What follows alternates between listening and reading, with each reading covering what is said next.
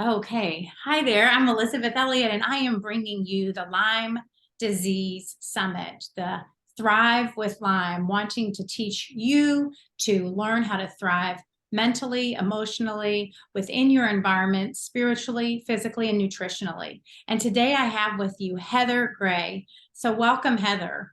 Thank you Hey, for hey, joining us this morning.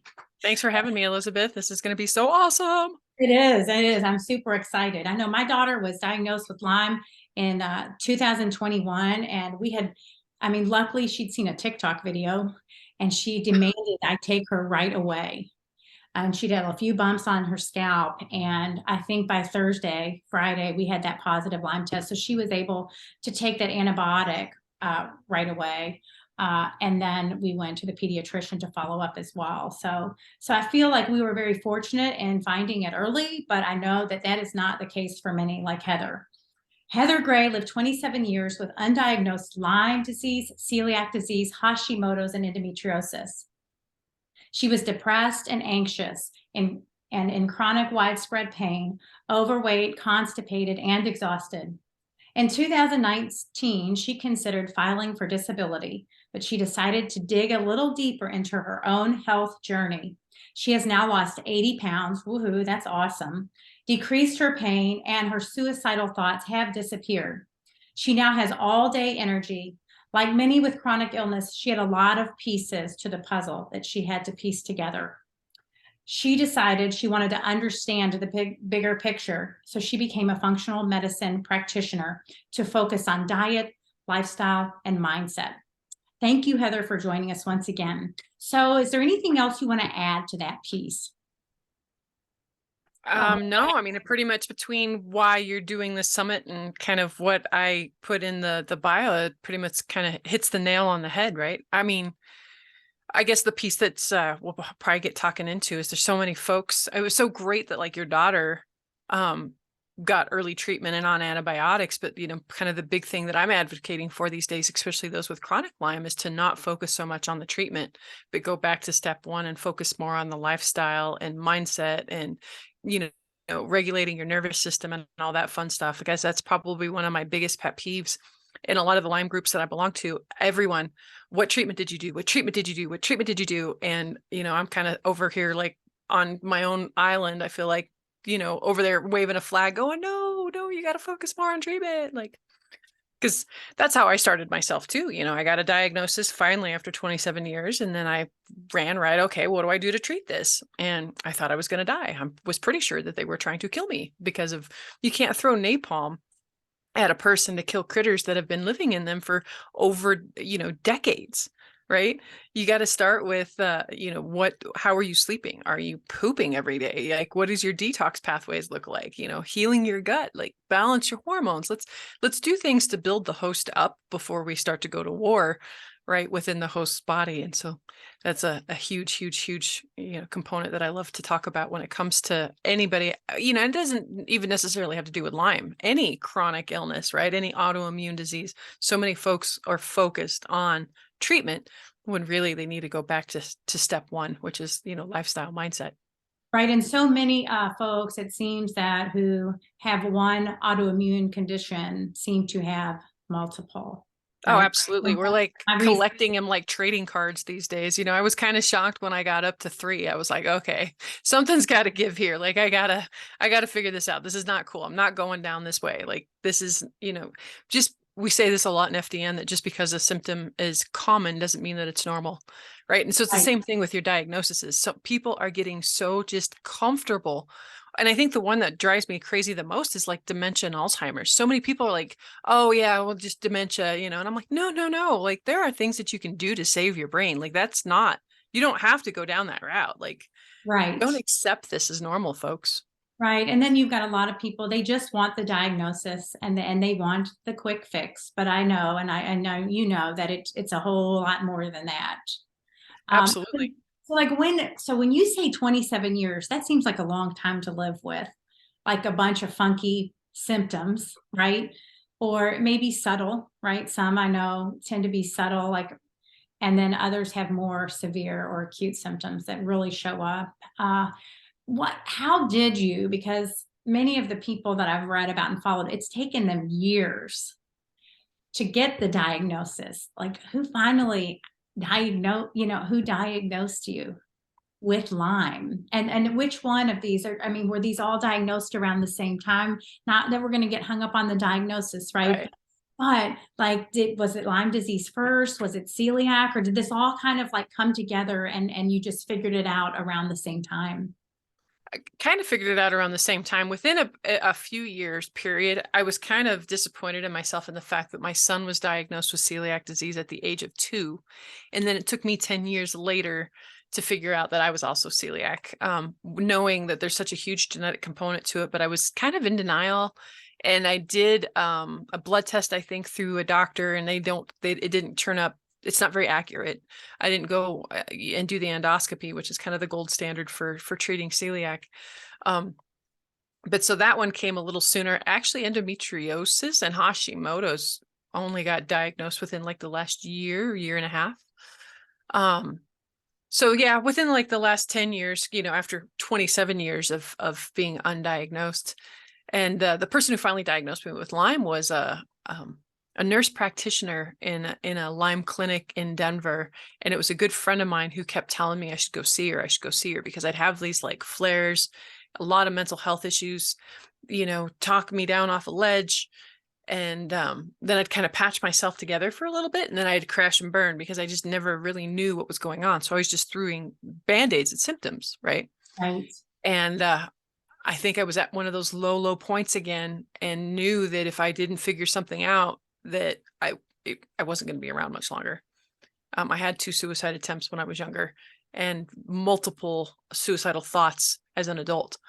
So I went and saw her, and it was hilarious because literally I talked to her for like 5 minutes, and I can't remember where she was from, but she had this accent and she got this twinkle in her eye, and she was like, "I know exactly what's wrong with you." And I'm thinking, what, like, how do you think you are, lady? Like, do you know how many people I've seen in decades and 5 minutes, and you know what's wrong with me? I'm like, okay, this should be good. What do you got? She's like, "Have you ever been bit by a tick?" I was like, "Yeah, actually, when I was living in Missouri, when I was 13, I dug one out of my stomach. My mom took a lighter to it, which is the wrong way to take it out, because it a lot of times will freak it out and it'll make it regurgitate what's in its system. So your chances of getting what it has just gets that much higher." Mm-hmm. So yeah, I was like, yeah, I was bit, and that was kind of I think she had me do a Western blot. I can't remember what my results were, but I ended up going and doing a dark field microscopy, or what's it called? Live blood analysis, and actually was Okay. able to see the spirochete in my blood. And so that's kind of how I was, diagnosed. They were like, "Oh, look, here's some candida. And oh, look, here's some undigested protein. And oh, you see that squiggly guy? That's your Lyme disease." So that's kind of the roundabout way that I was diagnosed. But, and most of us know that even though after diagnosis, that's like not the end of the story, right? Right. There's such a learning curve that goes along with this disease that most people aren't talking about. And then that's part of the reason why I do what I do, is to help, step 1, step 2, step 3. Because I went to like step 1, then to step 10, and then back to step 4, and then back to step 3, and then had to repeat step 1. And it became this expensive, exhausting, time consuming, thing. So, I've taken a lot of what I've learned over the years and condensed it down. Okay, step 1, step 2, step 3. Don't focus on treatment. Right. So then, okay, so you've met this woman, you've seen your live blood cell analysis, you see the spirochete. So then at that point, what would be the next step? I mean, I know mindset is so important. And when I think about, just, even being able to believe that your body has the ability, or that you have the ability to thrive when you felt so crappy, right? Would it be mindset? Would it be diet? Would it be a spiritual, like what? I don't want to say even foundational, right? Because Well, no, but those are foundational. yeah, Because I mean, if your nervous system is jacked up, right, and you're stuck in fight or flight, and there's always a tiger after yeah, right. you can't heal in that. So the best protocol in the whole wide world you could be on for treatment, but if you're still wound like that and you're still in fight or flight, you're not going to completely heal. Or if you do, you're going to relapse. So no, those are foundations. So again, you could have the best treatment in the whole wide world. And if you go and leave and eat McDonald's and Right. inflame your gut and inflame your brain, right? Again, that treatment's only going to work so well, or you're going to end up relapsing. I love that in the one of the latest documentaries that came out, The Monster Inside Me. Yes. See, I had So, no idea about the rage. I watched that oh, too. I had no idea yeah, actually. no, that was me. And I had them on my podcast, and I told them how much I appreciated putting that in the film and not editing it and letting, her be videotaped in such a vulnerable, like I'm almost like in tears thinking about it, because, when we think Lyme rage, a lot of times we think of the anger part, but like that spinning out of control, sobbing, inconsolable mess is also a part of Lyme rage. Mhm. But I digress. But at the end of the movie, she talks about how she got better on these herbals, but then she went back to her old lifestyle and she relapsed. And so here we're at the premiere of this in Denver, and I'm like, woohoo! Like, sister, preach it. Like, that's what I'm talking about. Like, Right. you will not. I mean, yes, you can get better. A lot of people do. And I can almost guarantee you're going to relapse at some point because you didn't address the foundational stuff. You didn't address your diet. You didn't address your detox pathways. You didn't address, your mindset and getting your nervous system calmed down and a spiritual practice. So no, those are foundations. And that is where I start with people. I have a bioenergetic machine that I use to help move some of the stored trauma out of a Mhm. person's nervous system so they don't have to keep reliving it. It's a gentle way in to Mhm. help make small changes so that when it comes time for treatment, when it comes time for supplements, a lot of these very sensitive people can handle it. Because Right. that's the other part, is most folks, they go in with these heavy artillery with Mhm. these really sensitive people, and they're just knocking them out. And then it like triggers their system to where now they're not accepting anything. Like nothing is moving the needle because they can't get more than a day or two in with any protocol, even supplements, and it crashes them. So a lot of mindset, the diet absolutely is foundation, and then sleep, exercise, stress reduction, supplementation. Notice supplementation is right there at the end, right? Right. Right. So, yeah.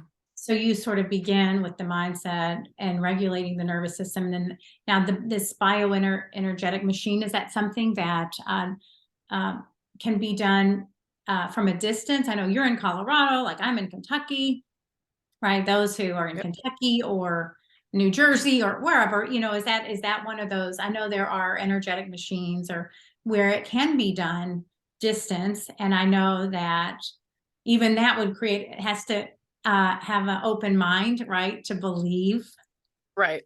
right? In Absolutely. that And type it's of bioenergetic medicine.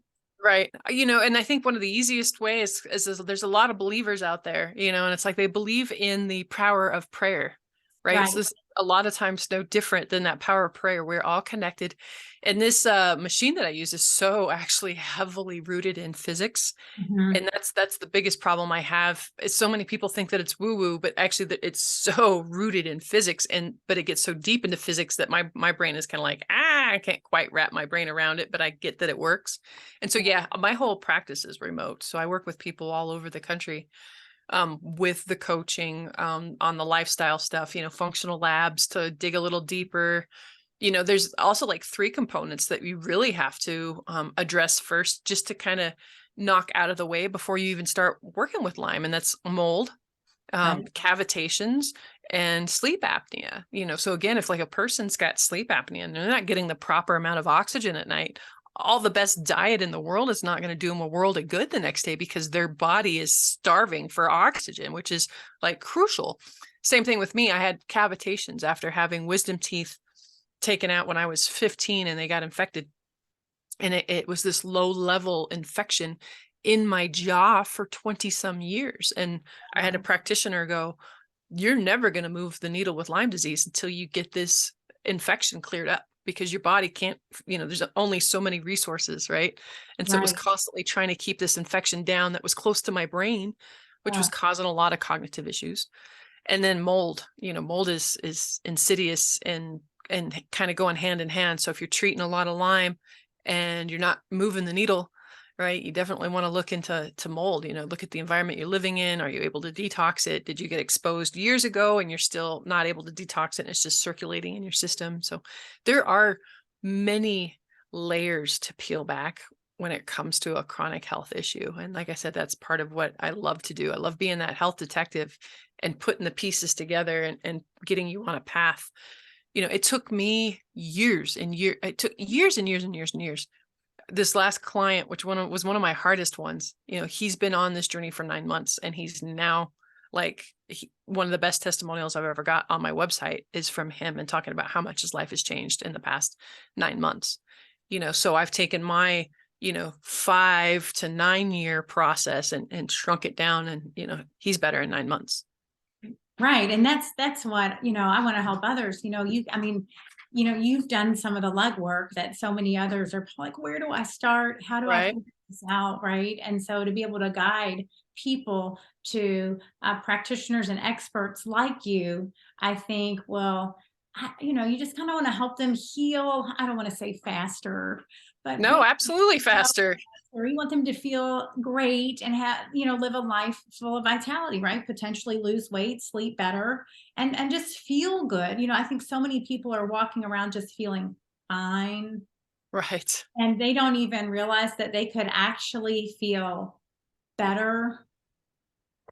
Amazing, joyful, energetic, Right. vibrant, like all those words. Like, yeah, I didn't know that life could be like this. And anyway, I always thought life was something just to frickin' trudge through.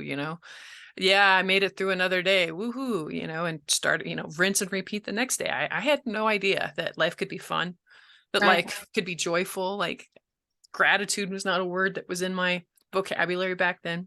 Right. Right. So then when you say the functional medicine testing or diagnostic testing, what sort of test do you like to have from a client? I know there's stool testing, there are food sensitivity tests, of course. Like as you said, I had the endoscopy for celiac. I didn't pop up celiac. However, I feel better off of gluten. So Right. you're probably the non-gluten celiac or non-celiac gluten um intolerant. Right. And Yeah. and so, but so many people can't wrap their head around that. Well, they told me I'm not celiac. Okay. Right, right. But Yeah, I love running Zoomers. So the wheat Zoomer, almost all my clients that come in on a package, they get a wheat Zoomer and it comes with a food sensitivity panel. And it's okay. just to help with compliance because most folks, especially if they've got autoimmune diseases, that is one of the top number one causes for autoimmune diseases are Right. grains, so right off the bat, it's like, okay. And I'll actually I'll give them an easy out. I really don't like wasting money on labs if I don't have to. I kind of came out the gate that way, $3,000 worth of labs on everybody right off the get go. But then I started seeing patterns of people showing up, and I was like, okay, well, maybe we don't need to see a lab. Maybe we just start kind of healing this part, and maybe we start working on this part because really, I don't. One of my favorite tools is actually a free intake form from Cellcore. And it's beautiful when people take it. It's been so spot on telling me, do we need to look deeper into mold, or is it heavy metals, or is it parasites, or is it Lyme, or is it co-infections? Is it SIBO? Right. So instead of throwing all this stuff at a wall and seeing what stick, or throwing $3,000 at labs. Now, don't get me wrong. If you've got the money and you want to see it, like by all means, let's run it because, you know, a lot of times it helps to pinpoint stuff down even further. We like to say test, don't guess. Right. But like you said, there's some labs out there that unfortunately, like, well, I've got this lab from my doc. Regular labs and functional labs are a completely different animal. And functional lab ranges are completely a different animal than traditional lab ranges. Because if we think about it, traditional lab ranges are looking for disease. That's it. Right. There's a huge spectrum, right? Mhm. From being awesome to disease. And that's where functional lab work looks at. We're looking at function. We're looking at optimal. We're looking at, so like vitamin D, for instance, they say in regular lab that I think it's like 30 to 50 is the normal vitamin D range. That's crap. Right. Optimal and functional is between 60 and 80. And when I get people's vitamin D up into that range, like it's amazing how their brain comes back online, their pain goes down, like their hormones get balanced, like things just start to come online when they're optimally balanced. And that's, one of the differences in functional compared to like traditional labs and stuff like that. Yeah, I know my significant other, he has multiple sclerosis. Mm. And you talk about the cavitations and just the mouth health. And he has some mercury, but when they did test his vitamin D levels, they were in their 20s. Mm. But then he went back for follow-up and they're still just in the low 40s. And they're like, yeah, this is perfect. No. And I was like, not from my research. I don't know. But people trust their Western medicine doctor, and Western medicine has its place, but I definitely love the functional medicine approach because I know that goal is to get to the root cause versus just a bunch of band-aids, right? Well, and you got to be careful sometimes, even in functional practitioners, if nobody is talking to you about diet, stress, sleep, those sort of things, if they're just taking a prescription and switching it up with a supplement, run away. Because I've seen a couple acupuncturists, I've seen a couple functional practitioners that all they're doing is throwing symptoms at like a test result instead of still digging deeper on how to balance a person and why they're out of balance to begin with. So I just always put that caveat out there. Just because it's a functional practitioner or they call themselves holistic, like really make sure they're going to get you the education and the information to empower you, right? Right. To not be a client of theirs for the rest of your life. Yeah. So then you also mentioned mold, right? Mm. The environment.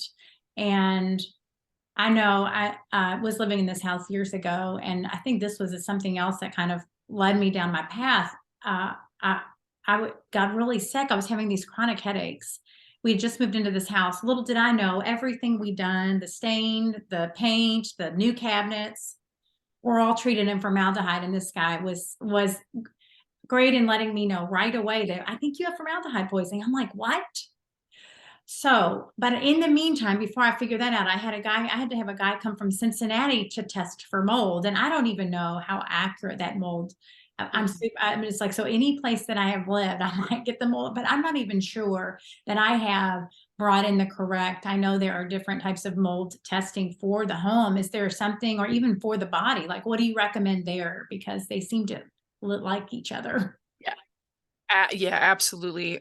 So I run a lot of, I've narrowed it down. A lot of the labs that I still run are really a DNA lab and usually that food sensitivity lab, and then an advanced thyroid lab, because if your thyroid's out of whack, again, it's not a lot of things are working right. But one of the, so the DNA lab is great in letting me know that you've got issues in your detox pathways. And that's usually the reason why we have chronic health issues to begin with. And that's why like Lyme people are so affected by mold and vice versa. And so I like to do the DNA testing. I like to do oat testing, organic acid testing, and then Vibrant Labs, which is one of the labs that I work with to do a lot of my labs. They have a mycotoxin test. Okay. So a lot of times I will do that just to see. The problem is that sometimes it can give us a hint that you've been affected, but it doesn't necessarily tell us if it's like an active thing going on or if it's something that's old that's still, kind of moving out of your system. So it just kind of gives us an indication, but that's where I like to start off with that cell core intake form, because it'll give me a little bit more of an idea of like, are these symptoms that you're dealing with now more related to mold than anything else? And then from there, like I said, we dig deeper. Household stuff, there's an ERMI test. I like Immunolytics is a decent brand as well to do like an at-home DIY thing.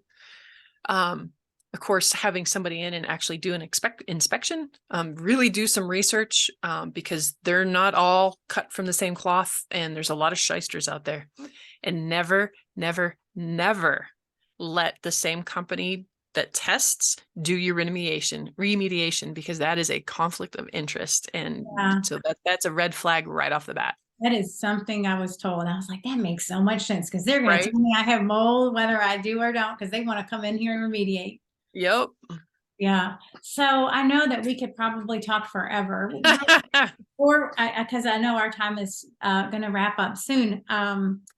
What we talked a little bit, not specifically about what you like to eat or what you eat or exactly, because I know that's going to be bio individual for everyone. But like, what types of exercise have you found most beneficial? And because I know we've talked a little bit about mindset and the nervous system and regulating the nervous system. Like, are there specific exercises that you found or that you suggest to your patients? Because I do think movement also is Huge, integral. Yeah. crucial. Hmm. But the problem is it's so counterintuitive when I start working with folks, especially women, and they're a little overweight and they've been used to like hitting the gym, hitting the gym, hitting the gym. And then for like, I tell them right off the bat, well, for the next 3 months, the only place I want you living is walking, yoga, stretching, light, weight. That's it. Like no more CrossFit, no more running, no more anything, because stress on the body is stress on the body. It doesn't recognize it any differently if it's good or bad stress. Right. And like I said, if we're trying to remove all the barriers to health, we try to remove as much stress as possible. And so that's one of them. And it's funny, a lot of times these women that I'm working with, like within the first couple of weeks of slowing down their exercise routine, they're starting to lose weight. They're moving the needle again because their body is not as stressed out as it was. Right. So absolutely, even the sickest of sick, get out of bed and try at least 5 minutes, 10 minutes, 20 minutes, walk outside, get the sun on your face, get some fresh air and get some movement in, because that's the only way your lymph, moves and detoxes out of your system is when we're moving. So absolutely, like, shoot, my husband lost over 75 pounds and, I've lost a crazy amount of weight. And for like the first 9 months of that's all we did was walk. That was Yeah. it. That was it. We've just recently, I've started to put in some HIIT training and some weight training. Same with him. But that's not how we started. We completely walking. That was it. Yeah, yeah, walking is great. I definitely love to walk and hike. I have a spinal fusion, and so some of the activities I just be careful with, like, because I know that. So everything you recommend is something that I already like use with my clients with body work and massage, and I do the fascial stretch therapy. So I'm helping them if they're not, like, I've got some who they just don't move enough, and so even if I Right. can get their joints and stuff moving. Absolutely. But I like that approach for sure. So where can people find you? Give me a little bit more information before we go. Let me know where they can find you, your website, any offerings that you might have. Absolutely. I'm in the middle of a rebrand right now, and fingers crossed by the time this airs that everything's online. Okay. But they can find, so hopefully, fingers crossed, the Okay. new website is thelymeBoss.com. And you Okay. can reach me at heather@thelymeBoss.com. So really simple. Okay. And on the website right now, I have a free video cooking series that Oh, it's called Real Cooking for Real Life, right? Because that's like the biggest hang up that a lot of people have. They're like, they don't even know where to begin in the kitchen because they've been used to throwing crap in a microwave for so long or going through a drive-through that when I'm talking to them about real food, they like glaze over. And so I was like, all right, screw it. And I decided to bang out this cooking series with my husband, videoing in our kitchen. And, a lot of these meals are made under 20 minutes or less. They're delicious. A lot of people think that because I'm gluten-free, dairy-free, corn-free, they're like, what do you eat? So then I show right. them these video series, like we eat really well. And we don't feel deprived, and my brain works and my body works, and it's funny, it's entertaining. Like, so it's not just about the food, it's also about why I choose certain, why you should only get organic grass-fed beef, right? Compared to confinement beef. So I'm like really digging into the nuances, because so many times people are like, well, I tried gluten-free and it didn't work, or I tried eating organic and it didn't work. But there's nuances to it that, again, that if you don't have the whole pieces to the puzzle, right, you're missing the picture. So that's free. And then I've also just became a published author. There's a chapter in a book on there, and like I think it's still on sale for Amazon right now for 99 cents. Okay, I saw that. Yeah, so super exciting. It's a chapter on autoimmune and Lyme, and just got some really beautiful quick nuggets. But it's a collaboration between me and a couple, quite a few different practitioners, Mhm. all looking at chronic health issues from our different language lenses. Okay, that sounds great. And what is it called? Like, how can we find that? You said it's on Amazon? The needs gap, yeah. Okay, Oh, so, look, watch. Because this is so new, I'm not used to doing this yet. So like, oh, woo, this is fun. the needs gap. It Okay, is fun. great. I know. I'm having up like my pictures on the back cover Oh, there. I'm that's like, look, there's exciting. me. Yeah, it is exciting. Like I still at some point want to write a whole book, because what I said when I finally got diagnosed and I'm driving back home 50 miles on the highway, and screaming at the top of my lungs was, I told you I'm not crazy. Right. And Right. that's kind of that's the name of the book that I want to write. I told you I'm not crazy, the realities of Lyme disease, because so many of us are told us that we look normal, we don't look sick, it's all in your head, and that we're crazy. And so this is my first intro in. So, I've got a chapter, and then now next it's time to write a whole book. That sounds great. Yeah, and so many women just, I hate to say, are not always listened to anyway. Yeah, They right. go to their Yeah, practitioner, oh, absolutely. it's just middle age or Yeah, it's mom brain, or right. yeah. Oh my And gosh. and so that can be frustrating to find a practitioner that will actually listen and hear you, right? And honor you, right? And work with you. Can I get an amen? Yes, absolutely. Yes. Yeah. Well, thank you so much for joining me this morning. It was so great to have you. And Thank you can find Heather at, hopefully, fingers crossed, thelymeboss.com. you. I know your Instagram is the hyphen It is or the Lyme Boss. Yep, that one. Instagram and Facebook are already fixed, and they are the Lyme Boss. okay, but there's some hyphens or dashes, I think, right? Aren't there? Yeah, they did that. It's so Oh, weird. okay. Yeah, so if you type it in, it should come up. Okay. And then Heather at thelymeboss.com. Correct. Right. Okay. Yep. That is great. So I hope you all will check out her website and her Instagram and social media, Facebook pages, and check out her book on Amazon. Thank you so much for joining me this morning. Yay, thank you. Have a wonderful day. You too.